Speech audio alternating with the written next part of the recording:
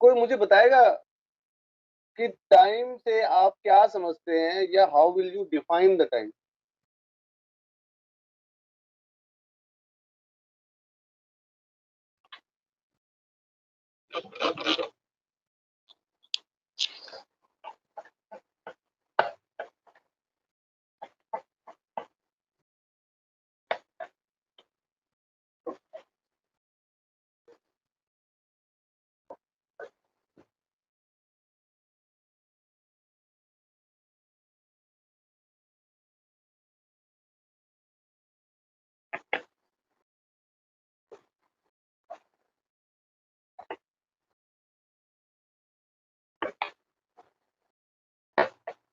हाँ जी, कोई नहीं बताएगा?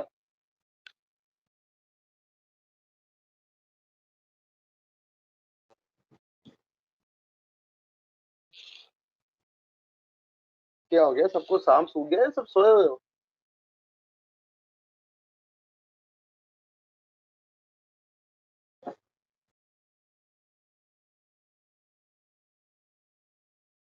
असद, मेहदी, जाफरी। Yes sir. बेटा मेरी आवाज आ रही है क्या? आ रही है सर। तो फिर कुछ बोलता क्यों नहीं? सर टाइम डिफाइन करने को बोला आपने। हाँ, मैं कहा कुछ तो सोचो कि टाइम अगर कोई कहे उससे क्या समझ में आता है, what clicks in your mind. अब ये मत कहना कि सर 12:55 हुए हैं टाइम से। नहीं सर, इतने गए गुजरे नहीं हम अभी। अच्छा, फिर बता क्या सोचते हो टाइम के बारे में, but how will you define the time?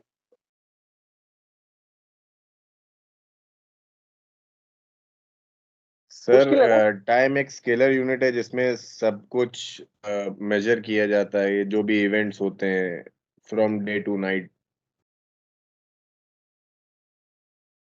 Events major किए जाते हैं, okay. Past past future present, उनकी एग्जिस्टेंस सब टाइम पे ही होती है। अच्छा, चलो बात तो कुछ कुछ सही कह रहे हो, लेकिन उसको सही तरीके से नहीं कह पा रहे। मैं समझाने की कोशिश करता हूँ। जैसे हमने सुबह बात करी कि भाई, सुबह मतलब जब मैं स्टार्ट किया पीरियड तुम्हारी क्लास में, कि तकरीबन ऐसा मान के चलो कि 6 सितंबर से तुम्हारे एग्जाम्स होंगे, ऐसा मैंने कहा। तो बेसिकली मेरा कहने का मतलब क्या था? मोटा मोटी मैं कहूँ तो मैं ऐसा कह सकता हूँ कि भाई, तकरीबन 41 दिन बाद तुम्हारे पेपर्स हैं एमएमडी के। ये जो 41 दिन की मैंने बात करी, एक मेजरमेंट करी ना, किसकी? वो जो होने वाला है, आज से, अभी से वहां तक की मेजरमेंट, जो कुछ होने वाला है।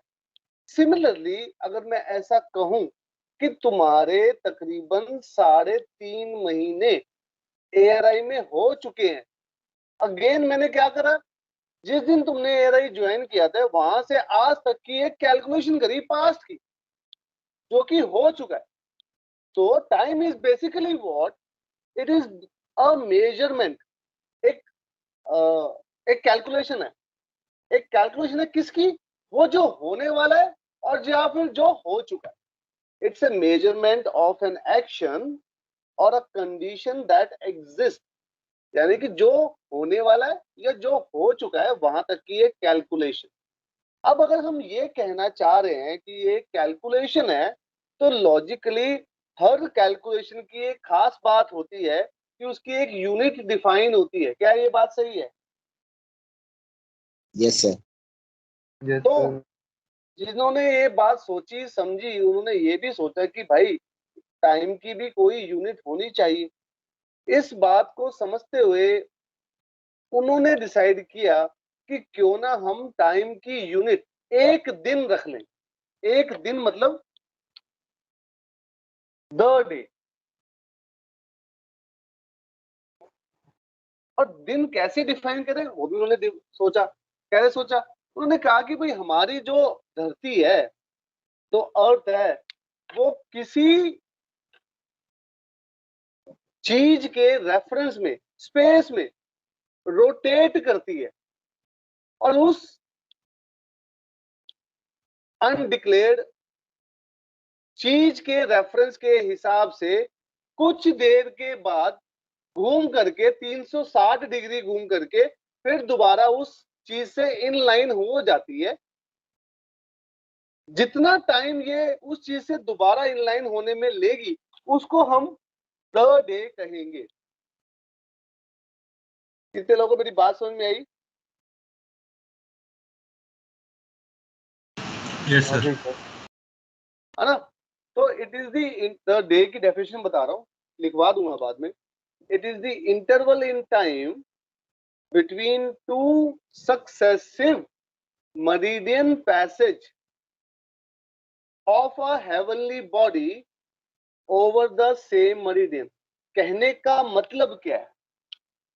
मान लेते हैं ये हमारी अर्थ है, इस अर्थ पे मैंने एक मेरिडियन चूज किया, मेरिडियन, और एक स्पेस में कोई बॉडी ले ली। जब हमारी अर्थ इस बॉडी से इन लाइन थी शुरू में एक बारी, और फिर हमारी अर्थ ने एंटी क्लॉकवाइज रोटेट करना शुरू किया, और जब वो 360 डिग्री घूम गई और फिर वापस से दोबारा से इसके इन लाइन आ गई, जो टाइम पीरियड अर्थ ने लिया उसको हमने कह दिया द डे। क्या अब बात समझ में आई? पहले भी आ गई थी? Yes sir. पहले भी आ गई थी, ये भी अच्छी बात है। चलो ओके, अब जब हमने द डे डिफाइन किया तो ये जो चीज थी इसका नाम स्पेसिफाई नहीं किया था कि स्पेस में वो चीज कौन सी हो। फिर हमने सोचा कि भाई ऐसी कौन सी चीज रखें स्पेस में जिसके रेफरेंस में अर्थ घूम रही हो। भाई हम रेफरेंस तो कुछ भी ले सकते हैं, सिंपल सी बात है। फॉर एग्जांपल तुम अपने हाथ में कोई बॉल घुमाओ, वो बॉल रेफरेंस में तुम सपोज अभी घर पे बैठे हुए हो, कोई भी चीज रेफरेंस में ले सकते हो ना, anything. Suppose you are sitting on a table at the moment, जैसे मैं बैठा हूँ टेबल के ऊपर, तो बिल्कुल मेरे सामने एक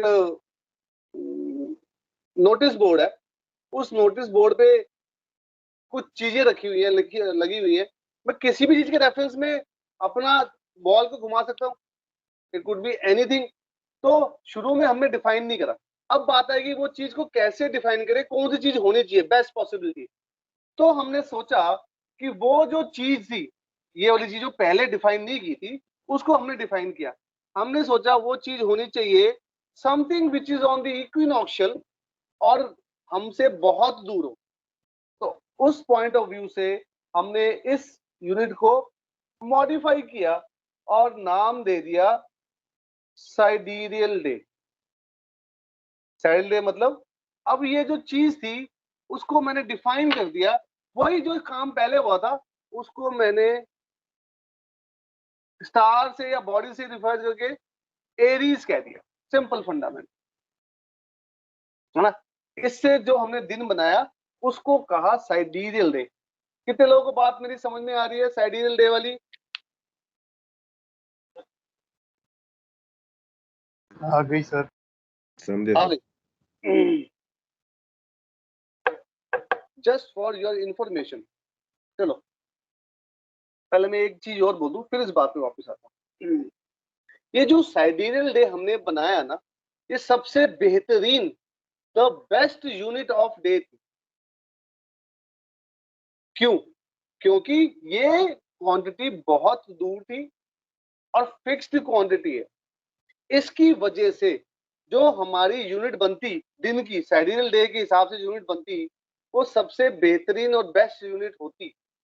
बट इसमें एक छोटी सी प्रॉब्लम क्या थी, तुम आज से 100 साल पहले की बात करूं मैं, या आज से 5000 साल पहले की बात करूं मैं, अगर थोड़ा सा पीछे जाके देखोगे, या मैं आज की भी बात करूं 2021 की 26 जुलाई की, तुम्हारी और मेरी जिंदगी भी सूरज के हिसाब से ही चलती है। क्या ये बात सही है?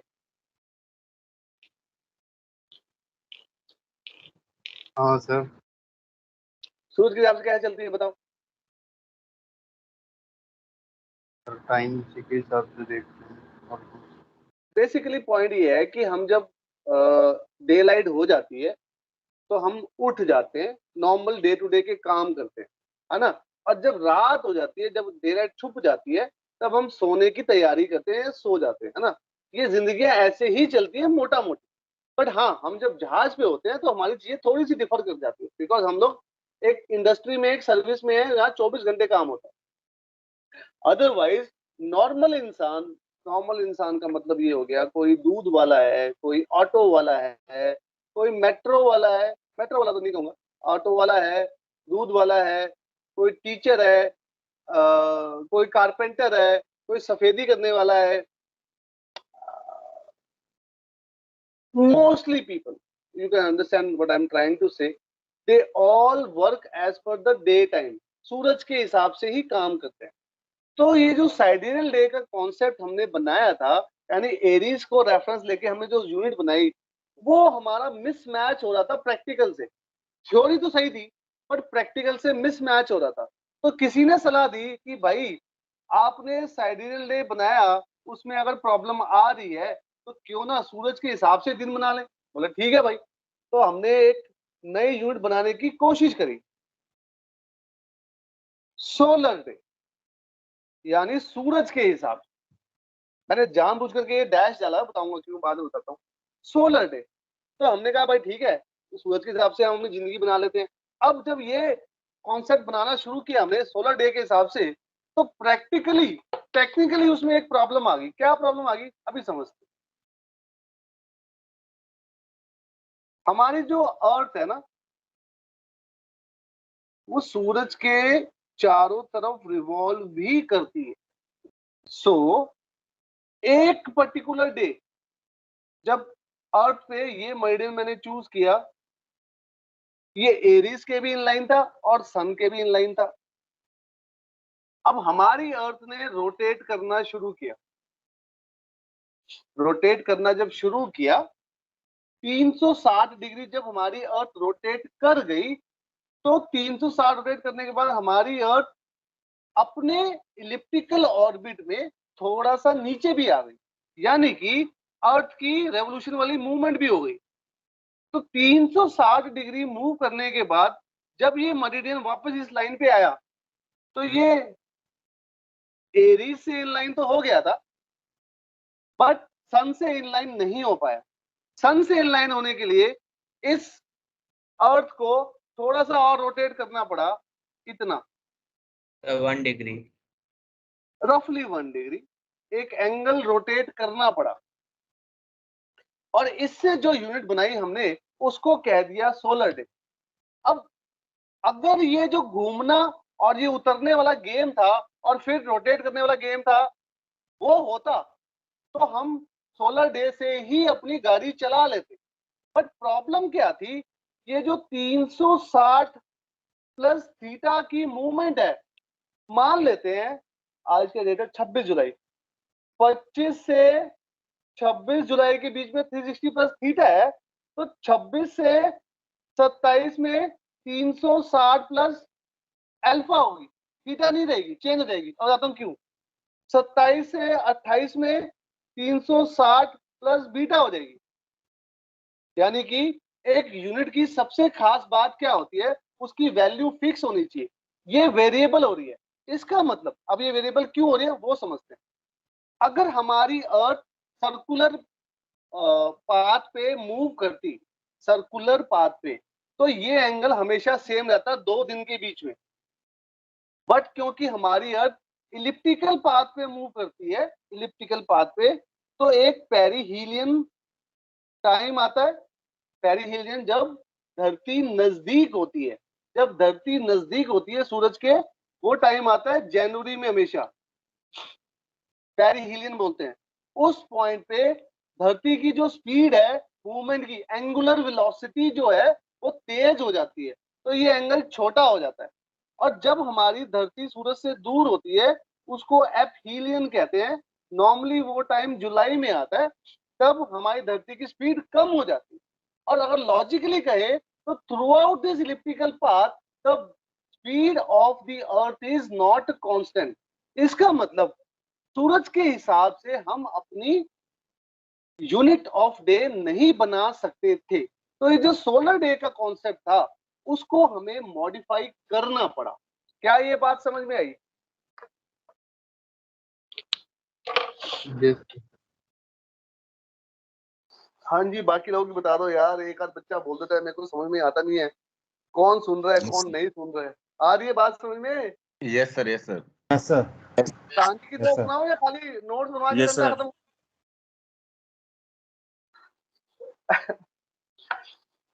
ठीक है, नहीं चलो। Sir, yes sir. मजा आ रहा है? कुछ समझ में आ रही है बात? हाँ जी सर एकदम। Yes sir. एकदम, चलो अच्छी बात है। तो जब हम इस बात के लिए फेल हो गए और इस सूरज जो रियल सूरज है उसके हिसाब से हम अपनी यूनिट नहीं बना पाए, तब हमने सोचा कि क्यों ना कोई ऐसी चीज ढूंढे जो सूरज के जैसी हो, सूरज के की मोशन के आजू बाजू हो, यानी जब दिन हो तो उस बॉडी के हिसाब से भी दिन हो, जब रात हो तो उस बॉडी के हिसाब से भी रात हो, ऐसी कोई बॉडी ढूंढते। तो ये डिसाइड हुआ कि जो इस वाले सूरज में एक कमी थी, इस वाले सूरज में क्या कमी थी? ये सूरज हमारा एक्लिप्टिक पे मूव कर रहा था एट वेरिएबल स्पीड। क्या ये बात सही है? The true sun was moving on ecliptic at variable speed. Is it correct? Yes sir. Yes sir. Okay, तो हमने डिसाइड किया क्यों ना एक इमेजिनरी बॉडी बनाई जाए जो कि सूरज के जैसी हो। उसको हमने नाम दिया मीन सन का, और उस बॉडी को इक्विनॉक्शियल पे घुमा दिया, भगा दिया at constant value of speed. क्या ये बात समझ में आती है? Yes sir. यस तो सर। जब ये मीन सन हमारा बना, मतलब उसकी इमेजिनेशन हुई, तो जो हमारा रियल सन था उसको हमने नाम दे दिया ट्रू सन का, है ना। और जो पहले यूनिट बनाई थी हमने सोलर डे वाली, उसी सन से उसको हमने एक और नया नाम दे दिया, उसको कह दिया apparent solar day. We call it as apparent solar day. और जो ये नया सन अभी हमने ढूंढा था, उसकी वजह से जो हमने यूनिट बनाई उसको नाम दिया हमने the mean solar day. Mean solar day जो कि बना था मीन सन के हिसाब से। मीन सन क्या? जो इक्विनॉक्शियल पे चल रहा है। जो इक्विनॉक्शियल पे मूव करता था और कांस्टेंट स्पीड पर चल रहा था। ठीक है, तो मीन सोलर डे के हिसाब से हमने जो यूनिट बनाई उसको हम आज भी फॉलो कर रहे हैं। और आपने जो घड़ी पहनी हुई है, या आपके मोबाइल पे जो घड़ी है, या आपने जो घड़ी जहाज पे देखी थी, या आपके घर की दीवार पे जो घड़ी लगी हुई है, वो सारी घड़ियां मीन सोलर डे की यूनिट के हिसाब से ही बनी हुई है। कितने लोगों को मेरी बात समझ में आई? आ गई सर। आ गई? दोबारा बता रहा हूँ ये बात। जो घड़ी आपने पहनी हुई है, जो घड़ी आपके मोबाइल पे है, जो घड़ी आपकी दीवार पे है, या जो घड़ी आपने जहाज पे जीपीएस पे देखी, वो सारी मीन सोलर डे से बनी। इस बात को मेरी याद रखना, अभी मैं बहुत ज्यादा यूज करूंगा इस फंडे को। सबको बात समझ में आ रही है? Yes sir. यस। ओके। तो इंसान ने जो घड़ी बनाई वो बनाई मीन सोलर डे के, मीन सन के हिसाब से। मीन सन जैसी कोई चीज है ही नहीं। ये बात समझ में आती है सबको? अब मुझे एक बात बताओ, दिल्ली में एक जंतर मंतर है और जयपुर में भी शायद एक जंतर मंतर है, किसी को मालूम है ये बात? Yes sir. Yes sir. तो ये जो जंतर मंतर है वो बेसिकली क्लॉक है, किसी को मालूम है ये बात? यस सर, जयपुर वाला देखा। Yes sir. तो ये जयपुर और दिल्ली में जंतर मंतर वाली क्लॉक है, ये है नेचुरल क्लॉक, यानी ट्रू सन के हिसाब से क्लॉक। क्या ये बात भी सही है? है ना? तो एक हो गई नेचुरल क्लॉक, ट्रू सन के हिसाब से, जो बनाई थी भगवान ने, गॉड ने, अल्लाह ने, और किसका नाम लूं? समझ गए ना तुम बात? मतलब मैं खाली भगवान को, हाँ Jesus. भाई, मैं मतलब भगवान को खाली प्रमोट नहीं कर रहा हूँ, मतलब सभी की बात कर रहा हूँ, मतलब नेचुरल चीज की। और एक बनाई इंसान ने मीन्स सन के हिसाब से, तो दो अलग अलग घड़ियां हो गई। क्या ये बात भी सही है?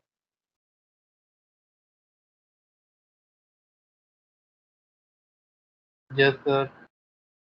तो ये जो दो अलग अलग घड़ियां हो गई, तो दोनों अलग घड़ियों के हिसाब से जब हम टाइम की बात करेंगे तो कुछ तो डिफरेंस भी होगा, हाँ या ना? हाँ सर। वो जो Yes, डिफरेंस sir. है इन दोनों घड़ियों के बीच में, इन दोनों घड़ियों के बीच में जो डिफरेंस है, किसी भी क्षण, किसी भी पल, किसी भी घंटे में, किसी भी दिन में, उसको कहते हैं, उसको कहते हैं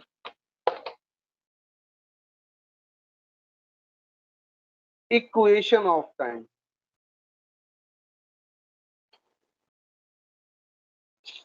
कितने लोगों को मेरी बात समझ में आई?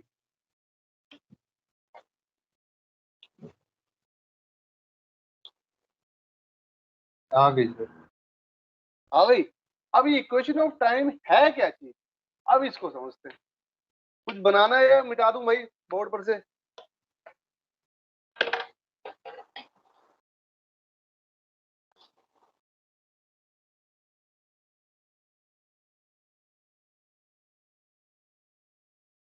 मिटा दो भाई, समझ बना लिया हो तो, या नहीं बनाना चाह रहे हो तो भी, क्योंकि ये रिवीजन क्लास है। मिटा दूं, फाइनल लॉक कर दूं? Yes sir. ठीक।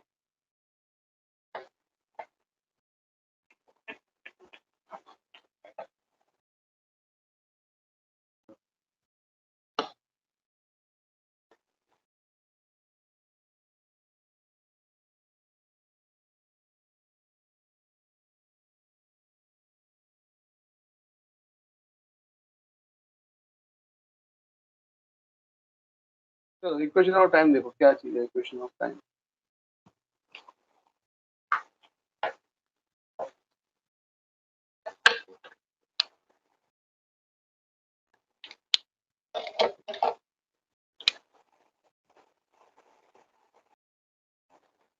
अगर सेलेस्टियल स्फीयर पे हम एक डायग्राम बनाएं, तो हम कुछ ऐसा डायग्राम बना सकते हैं। Let's say this is the celestial sphere,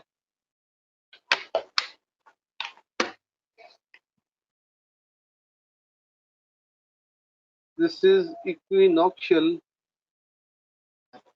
and this is ecliptic। और किसी भी दिन, लेट्स से, जो हमारा एक्लिप्टिक पे मूव करता है वो ट्रू सन होता है, वो ऐसे चल रहा है फॉर एग्जाम्पल, और हमारा जो ट्रू सन है वो हमेशा इक्विनॉक्शियल पे रहता है, वो ऐसे चलता है ना?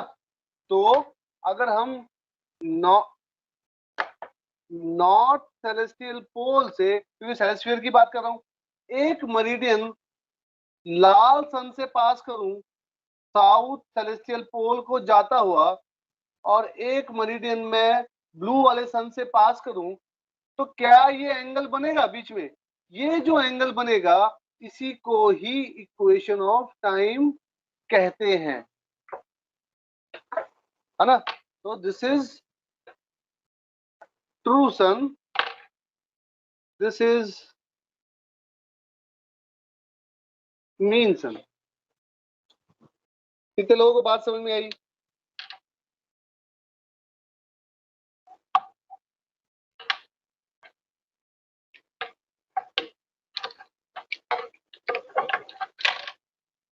समझ में आ रही है भाई? दिव्य कुमार सक्सेना, यस सर, आ गई सब सही।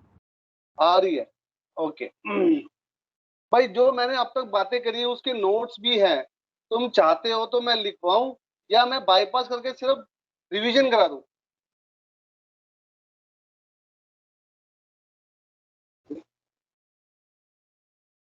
कहाँ जा रहा है?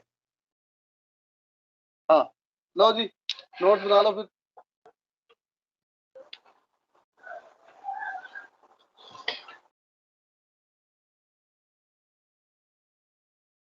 हो गया सर ये। ओके।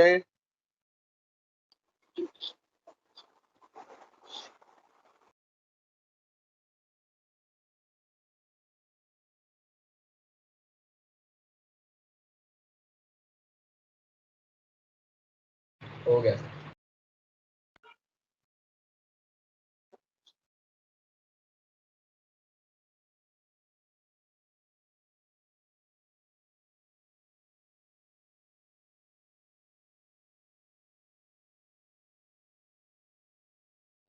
हो गया सर। ओके। ओके।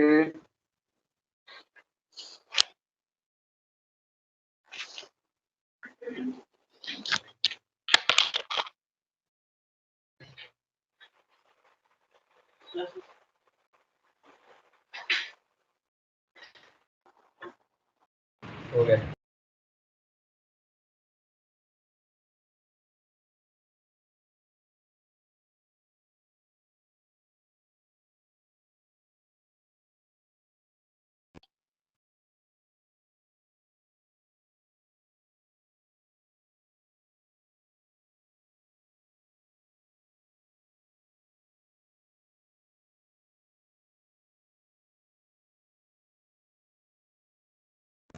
हो गया सर।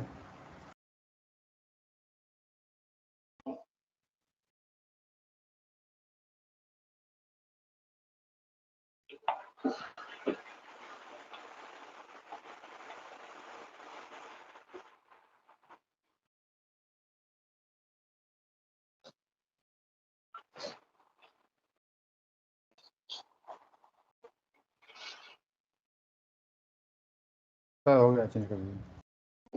ओके। यही जो डायग्राम मैंने बोर्ड पर बनाया था 2 डायमेंशन में, ये वही डायग्राम है जो आप लोग देख रहे हो 3 डायमेंशन में।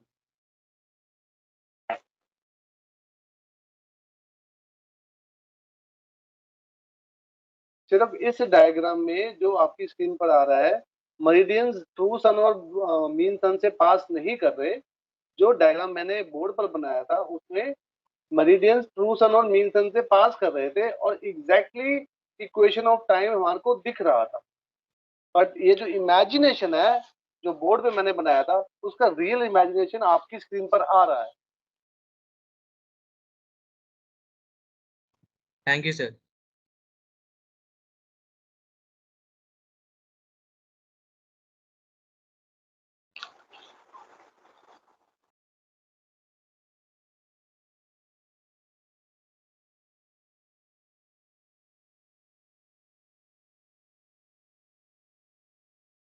हाँ जी, आगे बढ़ा दूं?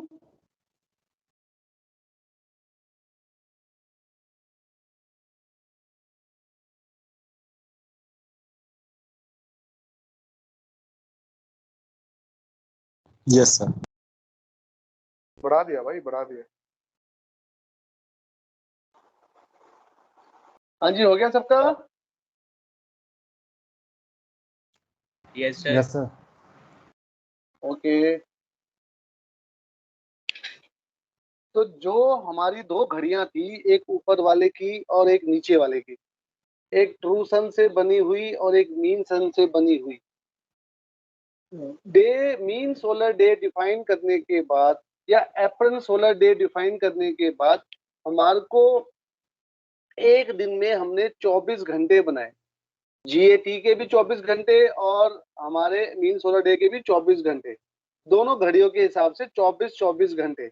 और उन 24 घंटे बनाने के बाद हमारे को जीएमटी और जीएटी बनाना पड़ा रेफरेंस बनाने के लिए कि आखिर कुछ रेफरेंस तो चाहिए हमारे को। तो वो दोनों जो जीएमटी और जीएटी है वो आपकी स्क्रीन पर आ रहे हैं। इनको मैं डिफाइन करूंगा, बोर्ड पे समझाऊंगा अच्छे से, अभी लिख लो। नेक्स्ट क्लास में I will explain what exactly GMT, what exactly GAT, फिर उनको समझना कैसे और कैसे रिप्रेजेंट करना। तो इन दिस क्लास, अभी टाइम खत्म होने वाला है, तो we just note down this, 2-3 definition लिख लो, नेक्स्ट क्लास में इसको एक्सप्लेन करूंगा। और एक हमने लोकल मीन टाइम बनाया और एक हमने लोकल एपरेंट टाइम बनाया, दोनों की ही अंडरस्टैंडिंग अगली क्लास में बात करूंगा। और इन दोनों चीजों से हमने इक्वेशन ऑफ टाइम को कैसे रिलेट किया वो भी हम अगली क्लास में सीखेंगे।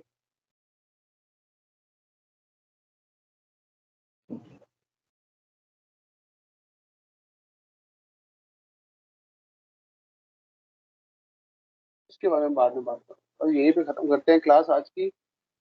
I am just closing it up.